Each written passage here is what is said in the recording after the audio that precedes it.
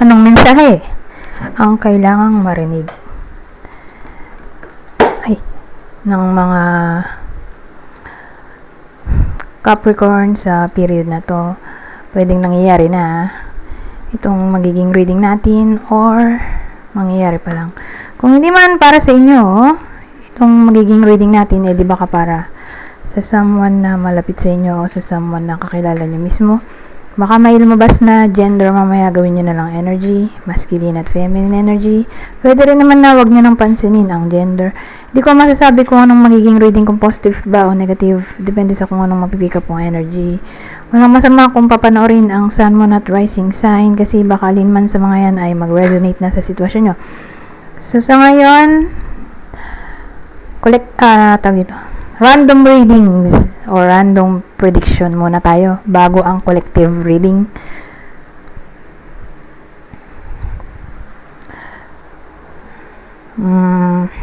Abby, Woman's Wish. Nga pala, nasa ibang table ako ngayon. Kaya hindi ko masyadong makita yung cellphone ko dahil mataas masyado yung table. So, from time to time, hindi ko makita. Baka lang may tendency na nagre-read ako tapos hindi pala kita sa camera yung cards. OMG. Pero dito, kasi sa table na to maluwag. Unlike dun sa isa kong table, masikip. Pero dun sa isang table ko, kita ko yung cellphone. Pag dito, ang taas masyado ng table. So, pasensya na kung sakaling ganun nga yung mangyari. May tendency kasi nagiging ganyan, Hindi na makikita yung yung card. Anyways, ang bida dito ay babae. Kasi the woman's wish to wish. Tapos may Abby tayo. So, pwede siyang may kinalaman sa cathedral, church. Baka all about engagement to, wedding. Or kung di man siya mismo yung may engage or ikakasal, baka ma-invite siya umattend ng wedding or engagement pa nga lang pala, hindi pa yung diretso simbahan. So, wedding to. So, kung di siya literally ikakasal, pwede rin naman, di ba? Napag-usapan nga yung engagement. Pwede rin talaga.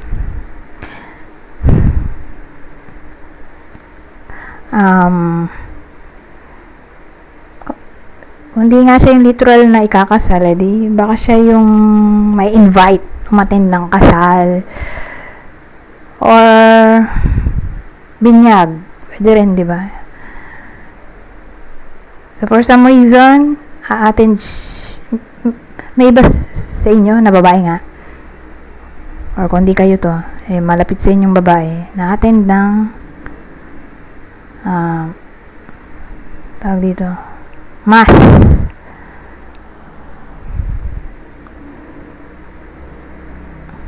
or magsisimba nga, magsisimba or attend ng wedding.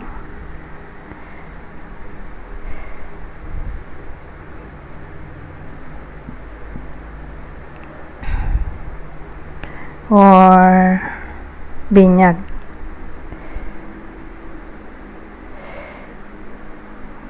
So, Catholic Mass.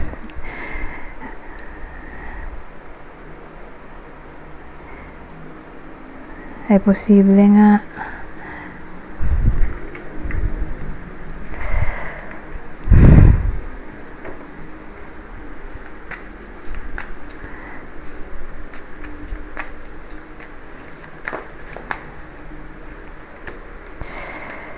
So, dito may chance Cancer. Anong chance ang Cancer? Chance. So, para specific, nagdagan natin ng ibang detalye. Pero, may Cancer So, pwedeng other person ang tinutukoy dito or person mismo ng Aquarius, Cancer. So, kung dito person ng Aquarius, di malapit sa kanyang Cancer. Or pwede rin naman literal na Cancer, literal na Aquarius kung meron siyang moon or rising sign in Cancer. Diba, pwede rin.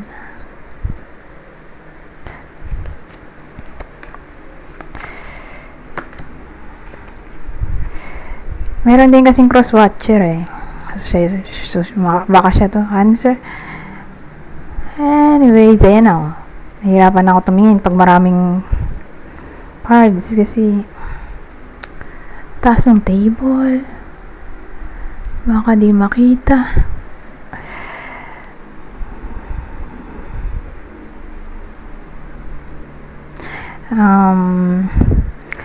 Ang naisip ko dito ay promotion, increase salary, promotion, increase salary,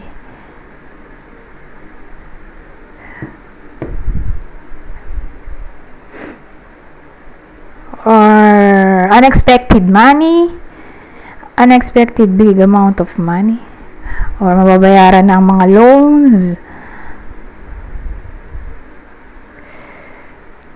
Ngayon, kung dito all about money or career, pwede may kinalaman to sa healing tungkol sa health.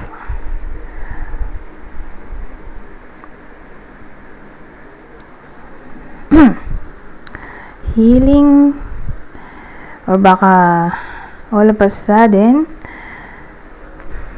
ma-encourage ang iba sa inyo na mag-healthy living or healthy lifestyle. So, pag ganun, ibig sabihin, baka makailigan ng exercise, pagda-diet. Ayun.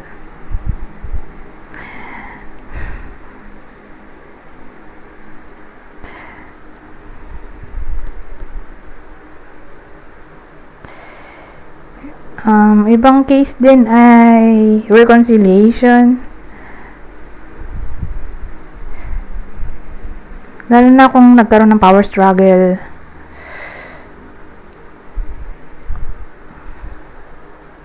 O yan. So again, yung other person dito ay probably Cancer, or baka ang tinutukoy dito ay Aquarius na merong moon or rising sign na Cancer, or cross-watcher, Cancer. Yun yung chance dito na sinasabi.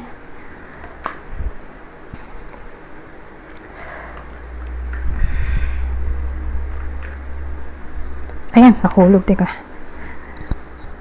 Nahulog yung cards ko. Baka nasira. Ayun, sira na nga.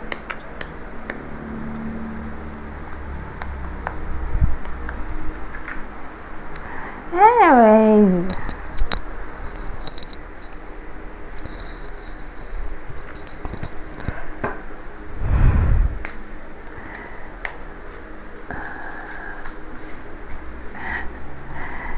dagdag pa tayo.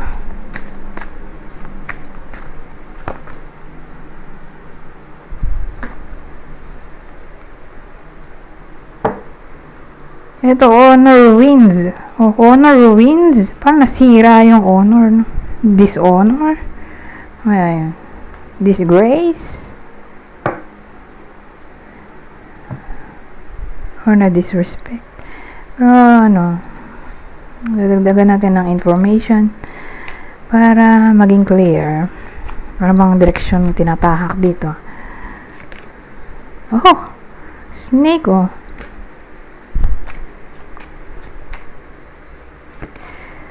House?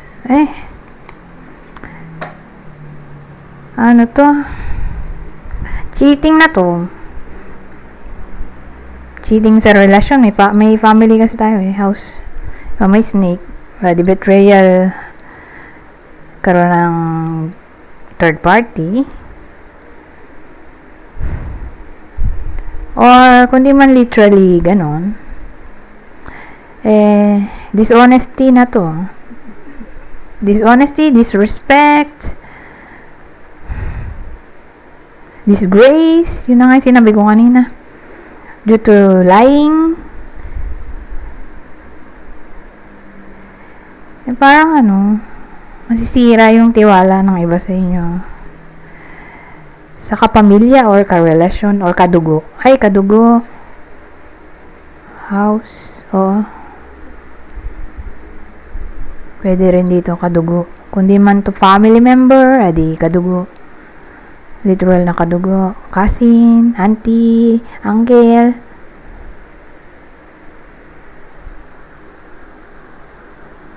Ayan di ko na naman napansin yung camera.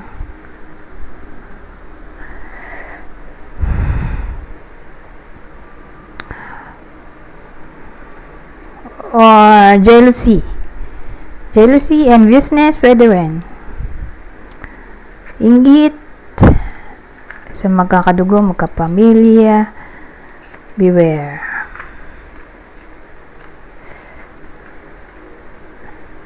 Baka nga nangyayari na to sa iba sa inyo. Pero kung ganun, wala pang pagbabago. Sa ngayon, sa period lang na to. Wala pang reconciliation.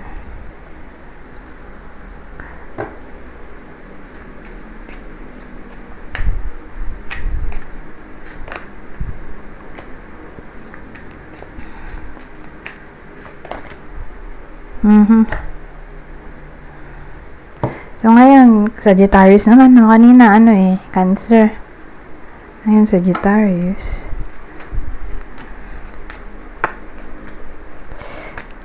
May lalaki dito. 3.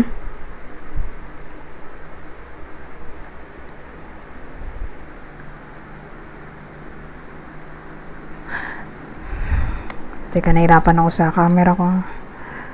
Dahil taas ng table.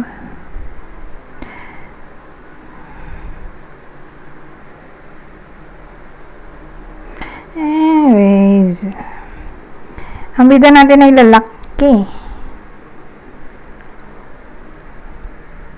Wait lang. Naisip ko kung Aquarius na lalaki to. Pero more like kakilala nila kasi katabi nito ito. Pero kung wala to, di literal na Aquarius na lalaki. Pero sa case na to, kung dito person ng Aquarius, di malapit sa kanya na lalaki. Or baka cross-watcher. Sagittarius. Pero pwede rin naman pala yung Aquarius. Kung lalaki siya. Lalaking Aquarius, tapos may moon or rising sign in Sagittarius.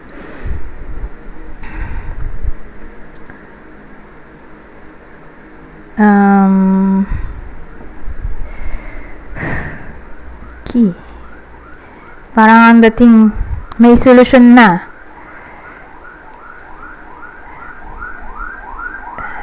May solusyon. Dahil na kung may health problem.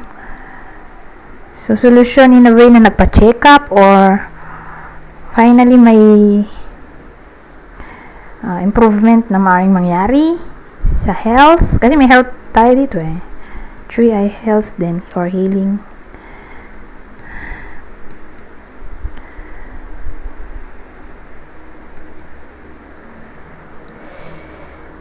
Ngayon,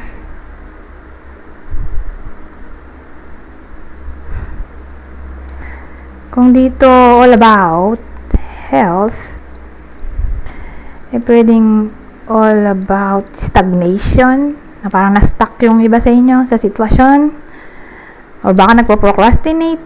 So, ang dating sa akin, may progress na maaring mangyari na sa period na to.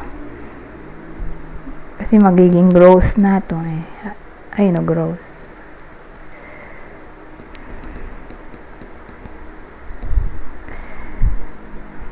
Or kung dito literal na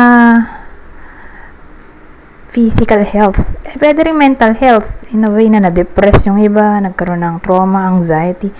So for some reason ma-overcome nila to. Hindi naman 100%, pero at least dun papasok yung improvement sa kondisyon nila.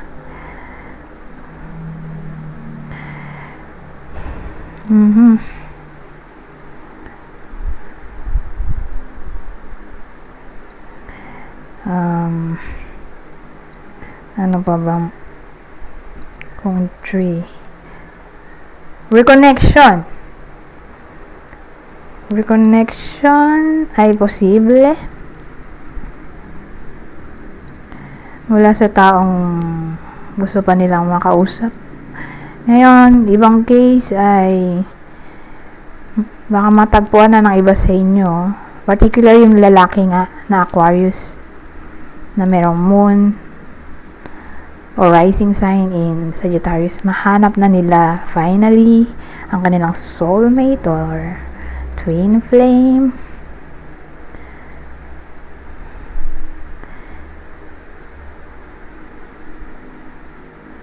Ngayon, kung babae yung nanonood, single siya, di baka ito yung soulmate niya, twin flame,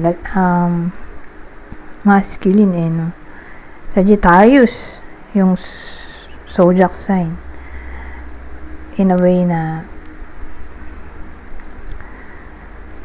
yun yung magiging palatandaan para makilala niya yung soulmate na darating sa buhay niya, o baka nga dumating na. Basta Sagittarius ang clue.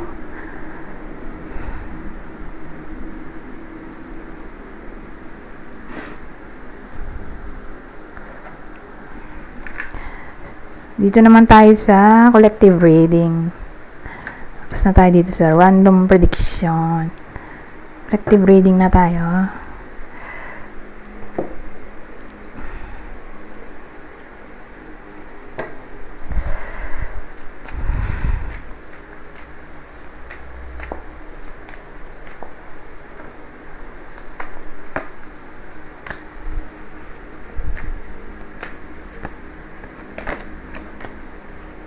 Ito pala, precious friends, lovers pala to. Sabihin ko sana, self-made card lang to ng creator. Kaya lang,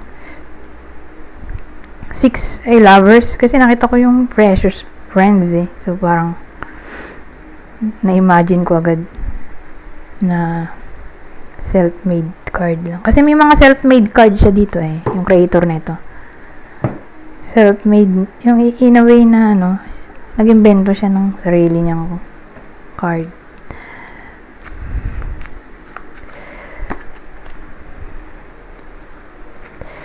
Ilalagay ko na rin. Wala lang. Maiba lang. Ayan. Dito tayo magkakaproblema. Dahil hirap nga nung sitwasyon ko.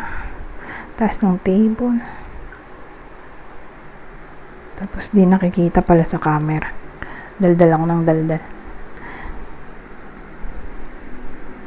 Game. Meron tayong Ace of Swords. The Lovers. 7 of Swords. Ito Reaper. Ano nga ba yung Reaper? Sight. Ship. The Moon. So, anong topic natin? Probably relationship. Long distance relation. Reaper Mukhang separation reading na pala to. Walay na sila dito ng landas. Pero probably nanggaling sila sa long distance relationship bago nag-separate.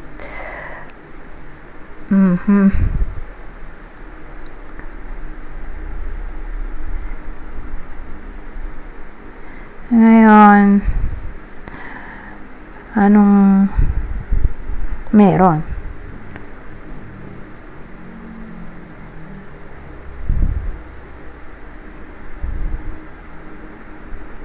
Kasi kung ang cause ng separation ay cheating, ganun pa rin kumbaga existing pa din. Existing pa rin yung cheating. Di pa rin sila nagbe-break. Kasi naman yung naging cheater. Sila pa rin. Oh my God. Pero hindi pa naman yan yung ending. Dadagdag pa tayo. So, after nun, anong future outcome? So, kung ma-discover nyo na ganun, na sila pa rin, nung ipinalit sa iba sa inyo, kung makaresonate kayo sa sitwasyon na to, or kung di man para sa inyo yung reading, di baka para sa someone na malapit sa inyo na ganitong sitwasyon. Ang cause ng separation ay cheating. At ayun nga, June, pagtingin nila dun sa nag-cheat, sila pa rin nung ipinalit sa nasaktan. Siyempre, nasaktan yung victim. Yung victim ay yung iniwan or pinagpalit. So, after nito, kung ma-discover nga na sila pa rin, anong iba pang senaryo?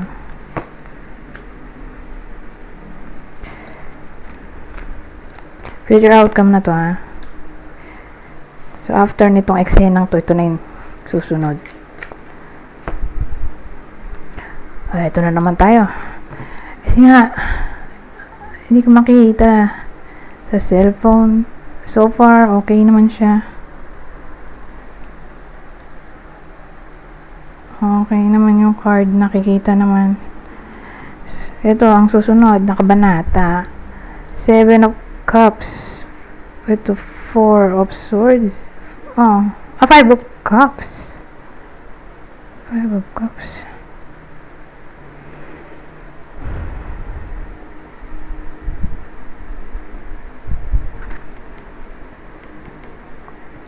Five of Cups, dagdagan natin tong 5 of Cups. Ito yung sinasabi kong self-made card.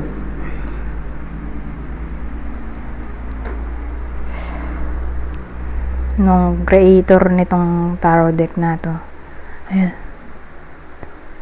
Nagulo.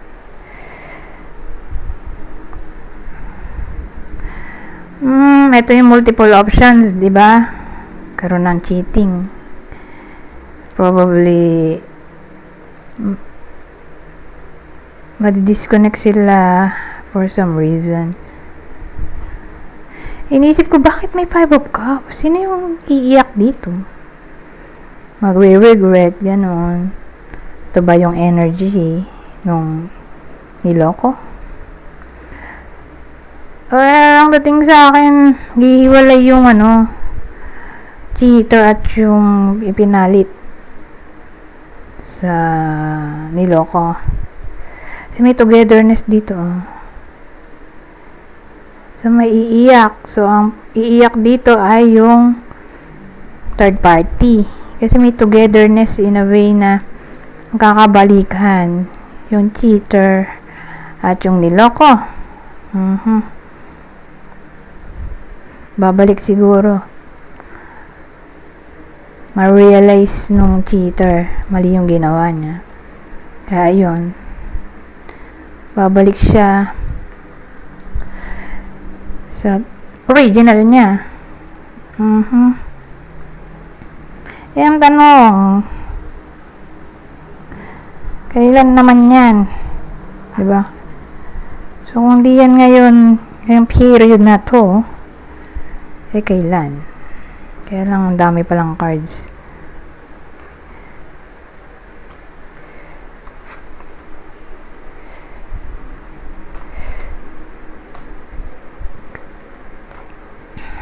Gamitin natin itong itong card na to, ng magkasilbi naman. Kasi hindi ko siya ginagamit.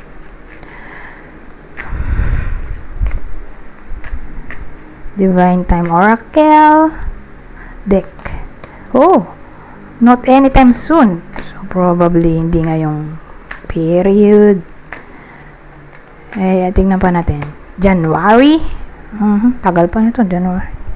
Isang taon pa. Pero at least, di ba? Malapit-lapit na yon. Kaysa 3 years from now, di ba? 3 to 5 years, oh my God. Ilang buwan na lang ang hintayin. Di ba? Stop rushing things. So, pag ganyan, may clue tayong stop rushing things. Ang dating sa akin, wag magmadali in a way na kayo yung gagawa ng paraan para mapabilis yung manifestation. Hayaan nyo na lang na kusang mangyari. Hayaan nyo na lang na ang universe ang kusang magbati. Diba? Magbati sa mag-lovers dito. Wala kayong ibang gagawin kundi maghintay. Then the thing, kung sa tingin nyo para sa inyo yung reading, yun nga. Kailangan dito ng patience. Kasi stop rushing things. But again, kung dito ngayong period, kasi may sabi dito, not anytime soon, di probably January. Ngayon, kung di pa rin January, hindi natin masabi nga kung kailan. Kasi may stop rushing things tayo dito na para bang pinaghihintay yung bida. Kumbaga, kung may tiyaga, may nilaga. So, ganun kumbaga, mangyayari naman siya. Yun nga lang, kailangan na matinding patience. Kasi, hindi natin masabi nga kung kailan talaga. Kasi, walang masyadong lumabas na specific clue. Kung dito lang, January or January.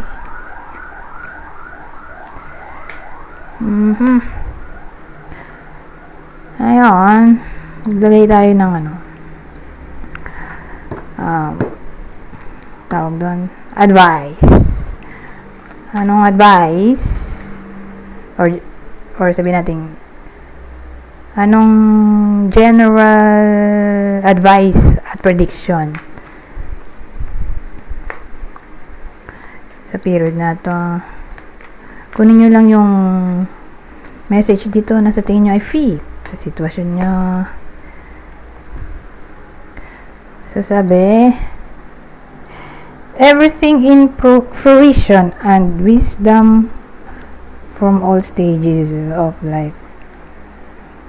Basahin ko na lang para mabilis. Kunin nyo lang yung mensahe nga nasa tingin nyo ay fit sa inyo. So, binasa ko na lang. Dali lang na maintindihin dahil basic English lang. Sabi naman dito, you don't know your own strengths until it is tested. At ang huli,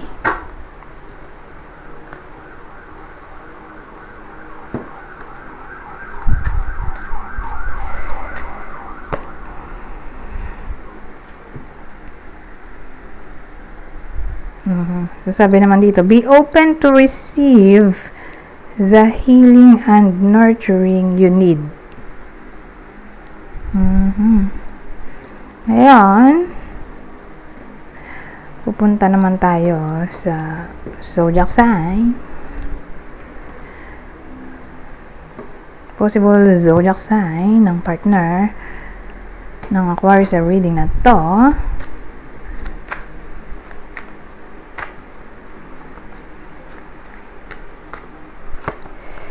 Saturn, edi ano ba to? Aquarius, Capricorn, Aries, Pisces.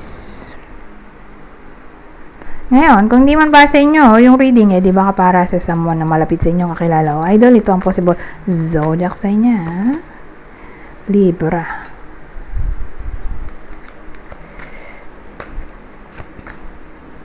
Pisces ulit. Ito, kapwa nyo Aquarius.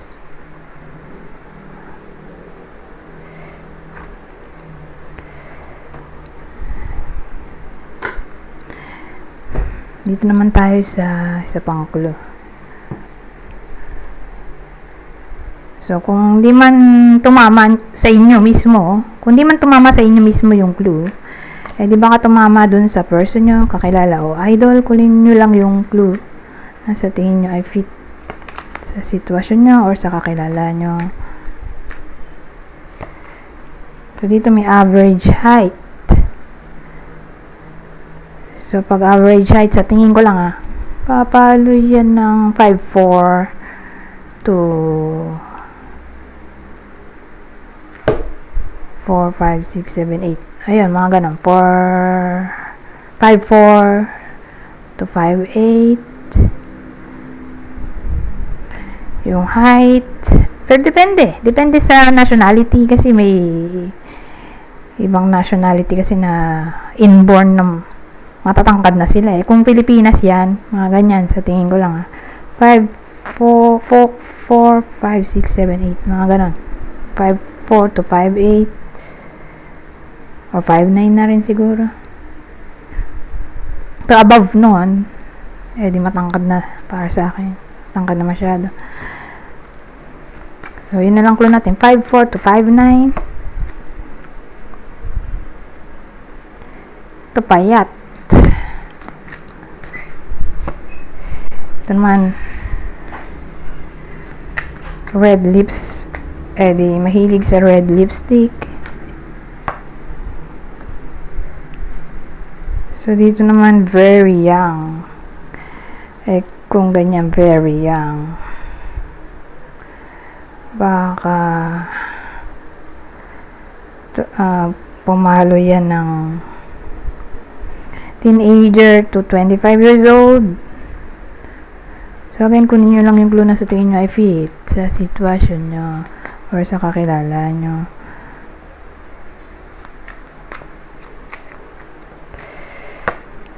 Ito, Asian. Asian tayo. Baka yung partner ay kapwa Asian. Average build. So, pag ganyan, hindi masyadong payat, di rin masyadong mataba. May average eh.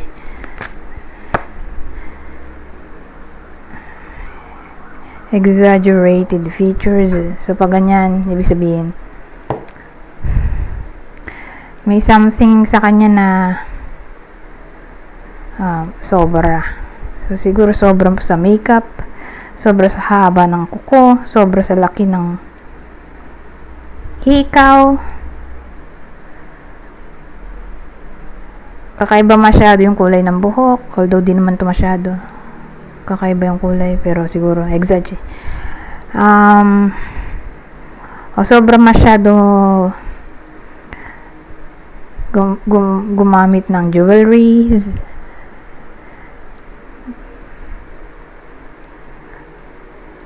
Ganon. Basta may something na exaggerate sa itsura. Parang sobra sa normal. The thing.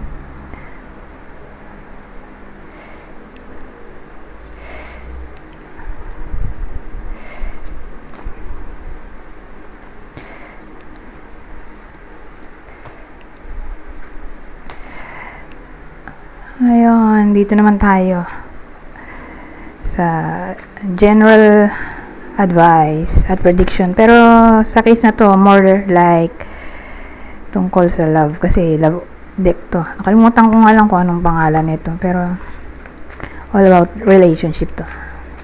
Pamasahin ko na lang din para mabilis. Kunin nyo lang yung mensahe na sa tingin nyo ay fit sa sitwasyon nyo. For this time,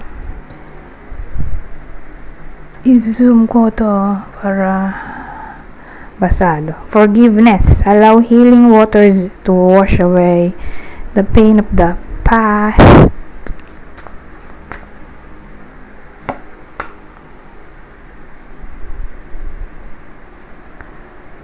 So dito, real feelings. You share true romantic feelings worth exploring.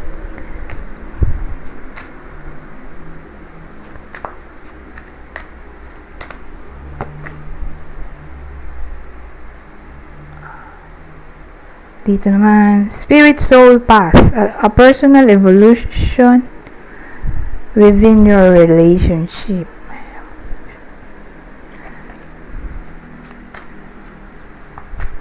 Kuha pa ba ako? Wag na. Okay na yan.